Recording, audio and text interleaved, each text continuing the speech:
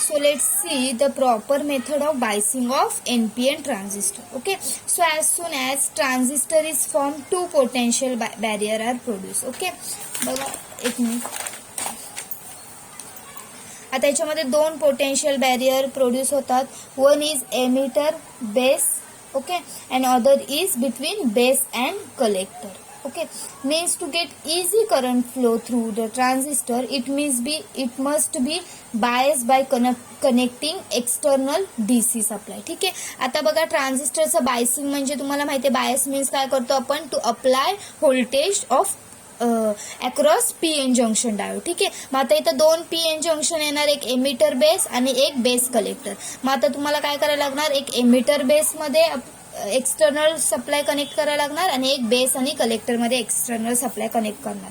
Means काय करणार आपण, ट्रान्झिस्टरचं बायसिंग करणार. Okay, means here there must be two batteries to apply bias across EB junction and BC junction. ठीक आहे. दोन बॅटरी आपल्याला कनेक्ट करायला लागणार, एक एमिटर बेस जंक्शन मध्ये आणि एक बेस कलेक्टर जंक्शन मध्ये. Okay, and we can bias this two junction in 3 different ways. ठीक आहे. आता बघा, एमिटर बेस आणि बेस कलेक्टर हे जे दोन जंक्शन आहेत ते आपण तीन डिफरंट वे मध्ये कनेक्ट करू शकतो. ठीक आहे. तर पहिलं काय आहे, F bias. Okay, F bias means both junction forward bias. Emitter base junction पण फॉरवर्ड करणार आणि बेस आणि कलेक्टर जंक्शन पण फॉरवर्ड करणार. फॉरवर्ड म्हणजेच काय, निगेटिव्ह टर्मिनल म्हणजे N is connected to the cathode is connected to the negative terminal and anode is connected to the positive terminal. ठीक आहे. दोन्ही जंक्शन फॉरवर्ड करू शकतो. Then second is R bias. 3 वेजने आपण बायसिंग करतो. First is forward, then R bias means emitter base junction reverse bias and base collector junction reverse bias. Both junctions are reverse bias. Okay, and third way आहे F R bias. Okay, जो third method आहे F R bias means emitter base junction forward bias and base collector junction reverse bias. ठीक आहे. Means we can bias this two junction in 3 different ways. 3 different वेने आपण हे दोन junction biasing करू शकतो. एक दोन्ही फॉरवर्ड, नाहीतर एक दोन्ही रिव्हर्स, नाहीतर मग एमिटर बेस जंक्शन फॉरवर्ड आणि base collector junction reverse. Okay, आता 1 बाय 1 आपण एक बायसिंग केल्यावर काय होतं ते बघणार आहोत. तर फर्स्ट आपण दोन्ही फॉरवर्ड बायस केलं. Means in first method both junction are forward bias, then so large current flows through the transistor. ठीक आहे. आता तुम्हाला माहिती आहे फॉरवर्ड बायस मध्ये काय होतं, large amount of current flow होतो. ओके, मीन्स दोन्ही फॉरवर्ड असेल तर काय होणार, large amount of current flows through the transistor. Then so the transistor behave as a low resistance means it does not give control action. ठीक आहे. दोन्ही forward केले की large amount of current transistor मधनं फ्लो होणार. ठीक आहे. त्याच्यामुळे त्याच्यावर कंट्रोल राहणार नाही. Okay, means and it behaves as a low resistance. Large amount of current flow होते मीन्स त्याच्यामध्ये रेझिस्टन्स लो होणार and it does not give control action. त्याच्यामध्ये कंट्रोलिंग नाही. So this method is not useful. त्याच्यामुळे ही method आपण use करत नाही. दोन्ही फॉरवर्ड केलं तर large amount of current flows through transistor, so it does not give a control action. So therefore this method is not useful. Okay, then second and this F condition we get in saturation state. ठीक आहे. जी forward biasing condition असते त्यालाच आपण काय बोलतो, saturation state बोलतो. Means त्याच्यामध्ये transistor मधनं मॅक्झिमम करंट फ्लो होतो. तुम्हाला माहिती आहे फॉरवर्ड बायस मध्ये मॅक्झिमम करंट फ्लो होतो. ठीक आहे. आता सेकंड मेथड घेतली R means both junctions are reverse bias, then current through transistor is almost 0. Okay, means transistor behaves as insulator and that is transistor is in cut off. Okay, दोन्ही रिव्हर्समध्ये, हा रिव्हर्समध्ये केला आणि हा सुद्धा रिव्हर्समध्ये केला. तर तुम्हाला माहिती आहे रिव्हर्स बायसमधून करंट फ्लो होतो का, नाही होत. मीन्स ट्रान्झिस्टर कसा ऍक्ट होणार, हा इन्सुलेटर सारखा. There is no current flows through the transistor. त्याच्यामुळे ट्रान्झिस्टर मधनं करंटच फ्लो होणार नाही. त्याच्यामुळे बायसिंगचा काय यूज होणार आहे का, नाही. So R method is also not useful state. ठीक आहे. आणि जी आर मेथडमध्ये जी करंट फ्लो होत नाही, 0 अमाऊंट ऑफ करंट फ्लो होतो, त्या स्टेटला आपण काय बोलतो, cut off state. Okay, second is cut off state. Means आपण फर्स्ट मेथड सुद्धा यूज करत नाही कारण त्याच्यामधून large amount of current flow होतो, त्याला आपण सॅच्युरेशन स्टेट बोलतो. देन सेकंड मेथड मग पण आपण यूज करत नाही कारण काय, ह्याच्यामध्ये दोन्ही रिव्हर्स केले की 0 अमाऊंट ऑफ करंट फ्लो होतो, त्याला आपण कट ऑफ स्टेट बोलतो. ठीक आहे. So however the third FR method is the correct method. ठीक आहे, in which G FR method आहे याच्यामध्ये आपण काय करतो, emitter base junction is forward bias and base collector junction is reverse bias. ठीक आहे. जी थर्ड मेथड आहे ती आपण यूज करतो, त्याच्यामध्ये आपण काय करणार बघा, ह्या डायग्राम मध्ये थर्ड मेथड आपण यूज केले. एमिटर बेस जंक्शन आपण फॉरवर्ड बायस करणार. ओके, आणि बेस आणि कलेक्टर जंक्शन आपण रिव्हर्स बायस करणार. आता कसं केलंय बघा, एन म्हणजे काय असणार आहे, cathode. Cathode is connected to the negative terminal and anode is connected to the positive terminal of the battery. म्हणजे हा काय झाला, फॉरवर्ड बायस झाला. आणि इथं रिव्हर्स मध्ये कनेक्ट केले बघा, एनोडला निगेटिव्ह कनेक्ट केले आणि कॅथोडला पॉझिटिव्ह केले. म्हणजे रिव्हर्स मध्ये बॅटरी कनेक्ट केले, म्हणजे इथं काय झालं, हा रिव्हर्स बायस मध्ये कनेक्ट केला. Means this method is the correct method in which emitter base junction is forward bias and base collector junction is reverse bias. Okay, means in this method transistor work as a controlled device. ठीक आहे, ह्या method मध्ये transistor control device सारखा act होतो. ठीक आहे. मग आता ह्याच्यामध्ये बायसिंग मेथड मध्ये कसं बायसिंग होतं आपण ते बघणार आहोत. ठीक आहे.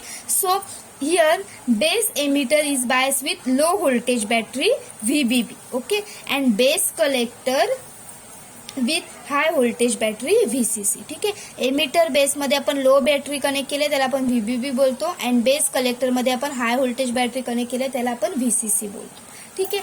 आता बघा, बॅटरी कनेक्शन ऑब्झर्व केल्यावर आपण निगेटिव्ह एन टाइप मध्ये काय असतात, मेजॉरिटी चार्ज कॅरियर्स इलेक्ट्रॉन्स असतात. सो इथे आपण निगेटिव्ह बॅटरी कनेक्ट केले, बॅटरीचं negative terminal. So negative same polarity झाली, so it will repel electron. ठीक आहे. सेम पोलॅरिटी असेल तर रिपल्शन होतं आणि अपोजिट पोलॅरिटी असेल तर अट्रॅक्शन होतं. ठीक आहे. मग आता हे जे इलेक्ट्रॉन्स आहेत, इथे जे इलेक्ट्रॉन्स असणार आहेत ज्याच्यावर निगेटिव्ह चार्ज आहे आणि हे निगेटिव्ह रिपेल होणार, it will repel electrons towards the base. हे अट्रॅक्ट होणार का, इथे नाही, ते रिपेल होणार. मीन्स ते पुढे जाणार, कुठे जाणार, towards the base. Means the battery connection, the negative terminal of the battery, it will repel electrons towards the base. Okay, and they enter in the base region. त्याच्यामुळे ते रिपेल केल्यामुळे काय होतं, बेस रिजन मध्ये enter करतात. Okay, then base is the P type material and it is lightly dope. So P type material मध्ये काय असतात, होल्स असतात. So this electrons is recombine with holes. ठीक आहे. हे इलेक्ट्रॉन्स जे आपण रिपेल केले ते काय होतात, इथे होल्स ते फिलअप करतात, मीन्स त्या होल्स सोबत रिकंबाईन होतात. ठीक आहे. बट लाइटली डोप्ड असतात. सो काही इलेक्ट्रॉन्स असतात, few electrons recombine with holes and those number of electrons will pass into the base towards the positive terminal. ठीक आहे. बघा आता हे जे इलेक्ट्रॉन्स आहेत ते काही होल्स सोबत few electrons are recombine with holes, आणि काही इलेक्ट्रॉन्स आहेत त्याच्यावर निगेटिव्ह चार्ज असतो आणि ह्या बेसला पॉझिटिव्ह टर्मिनल करेक्ट, मीन्स काही इलेक्ट्रॉन्स ते बेसच्या इथे अट्रॅक्ट होतात. ठीक आहे. And rest of electrons are attracted by the positive terminal of the battery VCC through collector. ठीक आहे. आता ह्याची जी साईज असते ती थिन असते, त्याच्यामुळे नंबर ऑफ इलेक्ट्रॉन, जे सगळे इलेक्ट्रॉन्स आहेत ते इथे अट्रॅक्ट होणार का, नाही. Few electrons are attracted by the positive terminal of the VBB and rest of electrons, बाकी सगळे राहिलेले इलेक्ट्रॉन्स काय होतात, कलेक्टरच्या पॉझिटिव्ह टर्मिनलकडे अट्रॅक्ट होतात. Okay, means the collector collect the most of electrons. Therefore emitter current is always close to the collector current. ठीक आहे. बघा, कलेक्टर करंटची जी साईज असते ती लार्ज असते as compare to base current. ठीक आहे. मग आता इथे नंबर ऑफ इलेक्ट्रॉन्स इथून रिपेल झाले की काही फ्यू अमाऊंट ऑफ, काय खूप कमी अमाऊंट ऑफ जे इलेक्ट्रॉन्स असतात ते बेसकडे अट्रॅक्ट होतात. का, कारण बेसची साईज थिन आहे आणि मोस्ट ऑफ इलेक्ट्रॉन जेवढे एमिटरचे असतात तेवढे मोस्ट ऑफ इलेक्ट्रॉन्स कलेक्टरकडे अट्रॅक्ट होतात. म्हणून नेहमी आपण काय बघतो की एमिटरमधनं जेवढे इलेक्ट्रॉन्स फ्लो झाले, it very close to the collector current. ठीक आहे. मोस्ट ऑफ फक्त few electrons are attracted by a positive terminal of the base.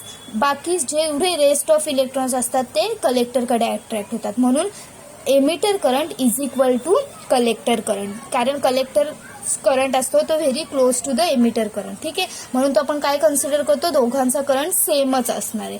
फक्त काय म्हणजे थोडा डिफरन्स असणार आहे, जेवढे बेसमध्ये आपण इलेक्ट्रॉन्स इथे अट्रॅक्ट झाले तेवढे.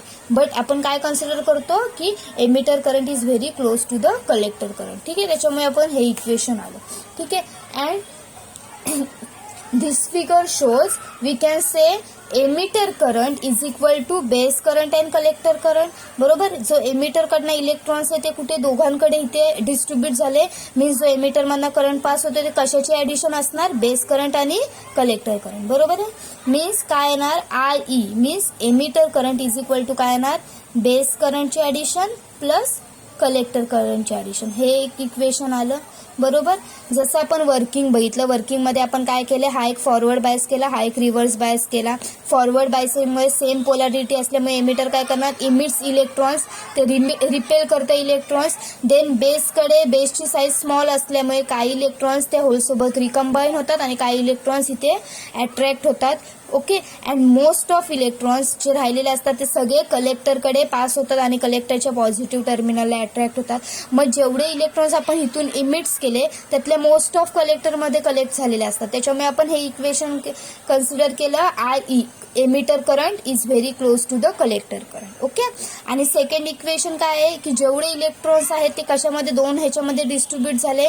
मीन्स हा करंट इज इक्वल टू काय येणार, emitter current is equal to base current plus collector current. Okay. Emitter current is equal to base current and plus collector current. Okay. And similarly this figure shows the direction of conventional current from the collector to emitter and shows the electrons flow. ठीक आहे. ही एक symbolic diagram आहे. Main वर्किंगची diagram ही आहे. Working समजलं, एक forward आणि एक reverse. मग 3 मेथड्स असतात बायसिंगच्या, त्यातले आपण थर्ड मेथड यूज करतो आणि ट्रान्झिस्टर बायसिंग करतो आणि ट्रान्झिस्टर मधनं करंट फ्लो करतो. ठीक आहे. सो बघा, आपण जे एनपीएन ट्रान्झिस्टरचं बायसिंग केलं त्याच्यामध्ये आपण 2 इक्वेशन केले. First is emitter current is very close to the collector current and the emitter current is equal to base current plus collector current. ठीक आहे. आता ह्याच्यावरून आपण अल्फा अँड बीटाचं रिलेशन फाइंड आउट करणार आहोत. So the relation between emitter current and collector current is given by alpha. Okay. जे emitter current आणि कलेक्टर करंटचं रिलेशन असतं ते आपण अल्फामध्ये देतो. Okay. And the relation between base current and collector current is given by beta. ठीक आहे. जे बेस करंट आणि कलेक्टर करंट मधलं रिलेशन असतं ते आपण बीटामध्ये इंडिकेट करतो. ठीक आहे. मग आता आपल्याला दोघांचं रिलेशन कॅल्क्युलेट करायचंय. First the relation between alpha is equal to formula आहे तो collector current upon emitter current. Okay. means the relation between collector current and emitter current means alpha is equal to IC collector current upon IE emitter current. Okay, this is the equation number 1. Okay, and similarly beta means the relation between collector current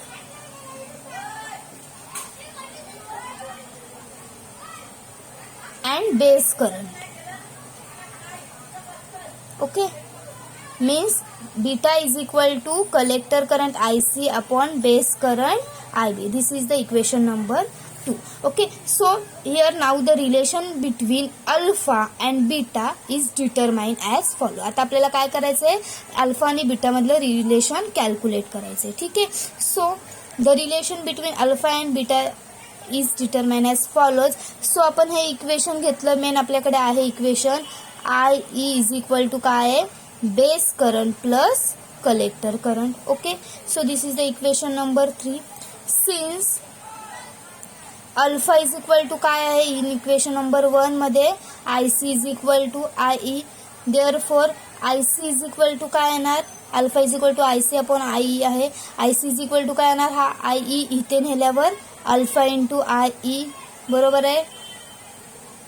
ठीक आहे. मग अल्फाच्या equation वरून आपण IC calculate केला. So substituting IC in equation number 3, IC ची value आपण equation number 3 मध्ये substitute केल्यावर काय येतं बघा, IE is equal to IB plus ICच्या जागी काय करणार आपण, ही व्हॅल्यू सबस्टिट्यूट करणार alpha IE. Okay. So IB आपण इथेच ठेवलं आणि हे इकडे नेल्यावर काय येणार, IB इथेच ठेवणार इज इक्वल टू काय येणार IE आणि इकडे नेल्यावर काय होणार मायनस अल्फा IE. बरोबर आहे. आता ह्या दोघांमध्ये कॉमन काय निघते, IE कॉमन निघते. So IB is equal to काय येणार सांगा, IE common 1 minus alpha. Okay. So IBचं काय इक्वेशन आलं, IB is equal to IE bracket 1 minus alpha. Now beta is given by equation number 2. So substituting IC is equal to alpha IE and IB is equal to IE bracket 1 minus alpha in equation number 2. बघा आता IC ची value ही आपल्याकडे आहे आणि IB ची value ही आपल्याकडे आहे. मग आपण बीटाच्या इक्वेशन मध्ये ह्या दोन्ही व्हॅल्यू सबस्टिट्यूट करायच्या. Okay. Means now beta is given by equation number 2, substituting this value in equation number 2 and value of this base current in equation number 2.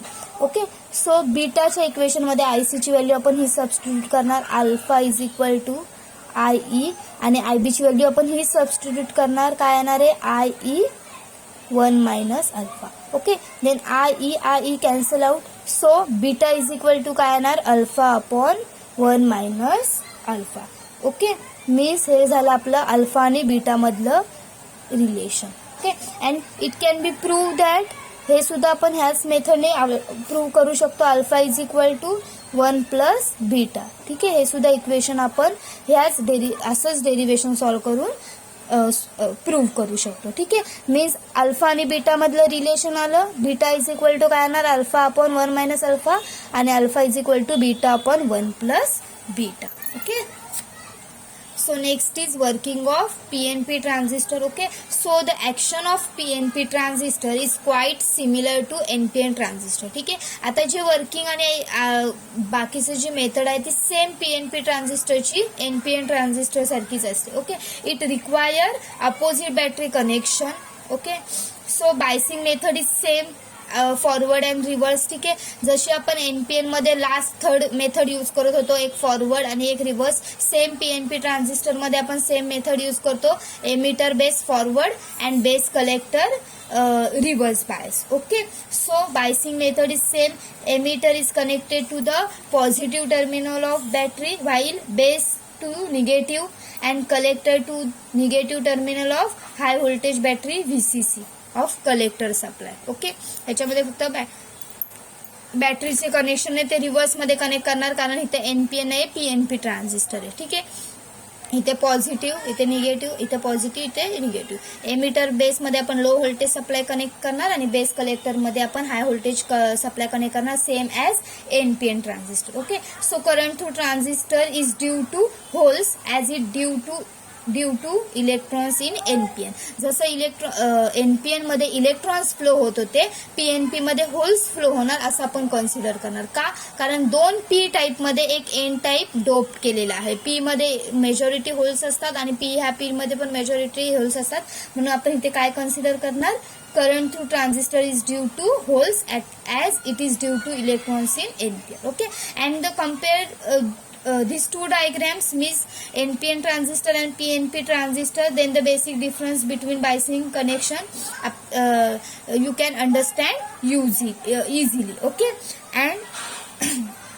And the direction of conventional current through the circuit is same. ठीक आहे. जसं NPN transistor मध्ये करंटची direction flow होतं ती same PNP transistor मध्ये सुद्धा आपण तीच बायसिंग मेथड यूज करतो, फॉरवर्ड बायस, रिव्हर्स बायस. ठीक आहे. मग आता बघा पॉझिटिव्ह सेम पोलॅरिटी असणार, सेम पोलॅरिटी असल्यामुळे ते काय होणार, रिपेल होणार, रिपेल झाल्यामुळे पुढे होल्सकडे येणार, देन होल्समध्ये सम अमाऊंट ऑफ इथे पास होणार आणि बाकीचे पुढे कलेक्टरमध्ये कलेक्ट होणार. ठीक आहे. सेम वर्किंग आहे. आहे जसं PNP मध्ये, फक्त इथे आपण होल्स कन्सिडर करतो. Okay, here also we get the similar relation amongst base, emitter, collector current. ठीक आहे, ह्याच्यामध्ये आपण सेम रिलेशन येतं आपलं बेस, एमिटर आणि कलेक्टर करंटचं. ओके,